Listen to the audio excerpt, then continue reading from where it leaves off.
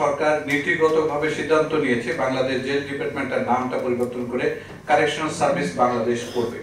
এটা যে প্রক্রিয়া শুরু হয়েছে এবং আমরা অলরেডি আমাদের প্রস্তাবনা মন্ত্রণালয়ে প্রেরণ করেছি এবং আমি আশা করছি যেহেতু নীতিগত সিদ্ধান্ত হচ্ছে বাকিটা অফিসিয়াল যে প্রসিডিউরগুলো এটা পারবে একসময় আমরা অ্যাচিভ করতে পারবো। আমরা কারাগারটাকে উৎপাদনমুখী করার একটা চেষ্টা করছি, যে কারণে কারাগারটাকে কারেকশনাল ইন্ডাস্ট্রিয়াল পার্ক স্থাপনের একটা প্রক্রিয়া সরকার এটাও নীতিগত সিদ্ধান্ত নিয়েছেন এবং প্রক্রিয়াটা শুরু হয়েছে। আমরা স্টেক হোল্ডারদের সাথে সংশ্লিষ্ট মন্ত্রণালয় এবং দপ্তরের সাথে বসবো খুব শীঘ্রই। হিরন আরও মিনারেল ওয়াটার মাত্র 50 পয়সায় প্রতি লিটার। বসে এই প্রক্রিয়াটাকে এগিয়ে নিয়ে যেতে চাই।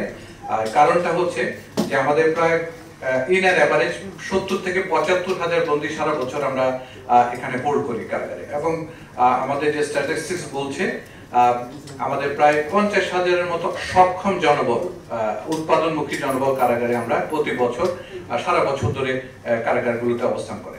এই 50 হাজারের মধ্যে অ্যাটলিস্ট মিনিমাম যদি আমরা 20 থেকে 25 হাজার জনবলকেও যদি উৎপাদনমুখী করতে পারি তাহলে আমার মনে হয় যে সরকারের যেমন একদিকে যেমন রাজস্ব সাশ্রয় হবে, একইভাবে আমাদের ডাটা বলছে যে যারা অনেকে আছেন যারা বন্দী, বিশেষ করে যারা বন্দী হিসাবে আছেন তারা সাধারণত পরিবারের উপার্জনক্ষম ব্যক্তিটাই কারাগারে থাকছেন, যে কারণে স্টাডি বলছে যে তাদের নিজে তো সাফার করছে তার সাথে সাথে তার পরিবারগুলো সাফার করছে।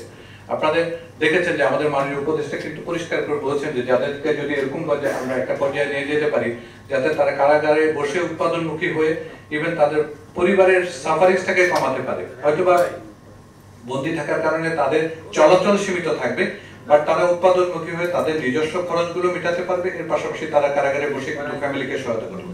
এরকম একটা কার্যক্রম প্রক্রিয়া আমরা নিয়েছি এবং আশা করি এই ক্ষেত্রে আমাদের হয়তো বা যদি সরকার চূড়ান্তভাবে অনুমোদন করে তাহলে আমরা সরকারি বেসরকারি ব্যবস্থাপনা এবং সহযোগিতায় এই কাজগুলো এগিয়ে নিয়ে যেতে পারবো এবং তখন হয়তো বা কারাগারগুলো একটা উৎপাদনমুখী একটা পরিবেশ সৃষ্টি হবে।